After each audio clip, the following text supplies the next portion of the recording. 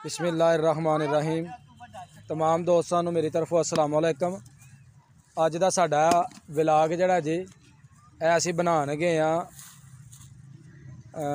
बच्चों के उपर ते बच्चे जिहड़े ने तुसीं मेरे पिछे वेख सकते हो।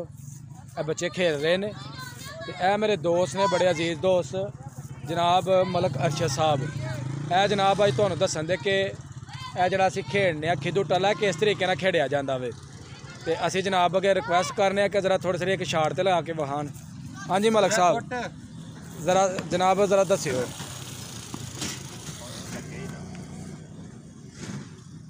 चलो जी मलक साहब ये जनाब मलक साहब को शाट मिस हो गई है। हुण फिर नवें सिरे ट्राई करन दे। ते बच्चे जनाब इत्थे अपना रोज़ाना खेडदे ने ते बच्चे बड़ा इंजॉय करते हैं।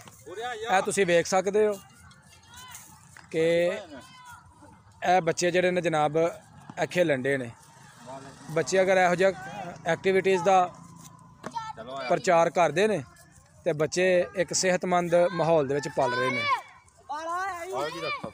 देखो जी देखो जी देखो जी बच्चा तुहाडे सामने लगान का शाट लगाई तो ओ बाल जनाब जांडे ओ बाल बिल्डिंग के कोल जाके गिरी है। जी तुहानूं पिंड का माहौल वहाया।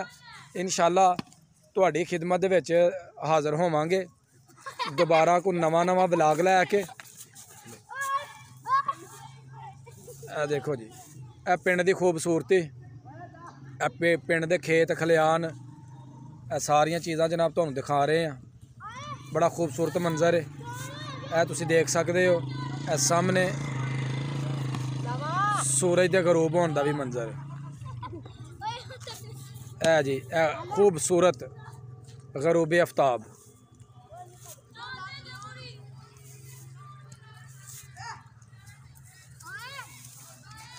जी मस्जिद का मीनार है तुहाडे सामने जी। और बच्चे रोज़ाना जी इत्थे अपना शौक पूरा करते हैं। जिहड़े दोस्त भी मैनू वेख रहे ने वो मेरी वीडियो नू लाइक ज़रूर करन शेयर ज़रूर करन और मेरे यूट्यूब चैनल पीके व्लॉग नू सबसक्राइब ज़रूर करन। देखो जी बच्चे ने जिहड़े खेल रहे हैं जी। चल भाई एडन साहब चलो जी शाट लगाई और जनाब गेंद जा रही है तो गेंद कैच नहीं हुई। Very good very good. लो जिन्हों का एक स्कोर हो गया। अगों यह भी बच्चा शाट लगाएगा तमूर। चल भाई तमूर तमूर ने शाट लगाई जी और गेंद चली गई। Very good. लो जी एडन फिर जड़ा ना शाट लगाएगा। तो एक बेहतरीन खिलाड़ी है बच्चा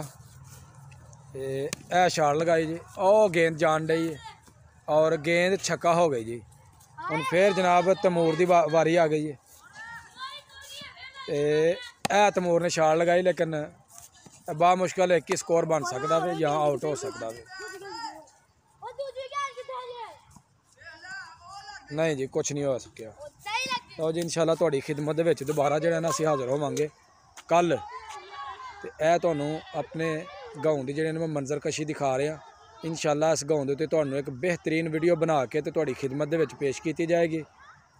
तो तुहां मैनूं दसना कि इस पिंड का मंजर कैसा वे। जी पिंड दियां साडियां दियां मेन मरकजी गली है बाहरों बाहर जिहड़ी जांदी है। एक खूबसूरत मंजर देख रहे हो जी तुसीं। जी अली साहब आ रहे हैं। यह भी पिंड के जिहड़े जनाब बेहतरीन स्पोर्ट्समैन ने।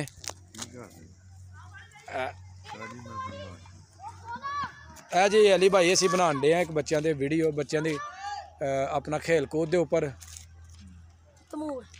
तमूर साहब जी तमूर साहब ने हल्की हुई शाट लगी है जी नकल। ये केले के दरख्त हैं ये जो आपको दिखा रहा हूँ। ये देखिए बड़ा ही प्यारा और हसीन मंजर है ये आप अपनी आंखों से देख सकते हैं। ये सादे घर मगर खूबसूरत तरीन घर बहुत ही प्यारे। और ये शाम का वक्त हो रहा है। ये जी ये स्कूल था किसी दौर में हमारे गांव का। ये government girls community model primary school पूरब क्लेर जी।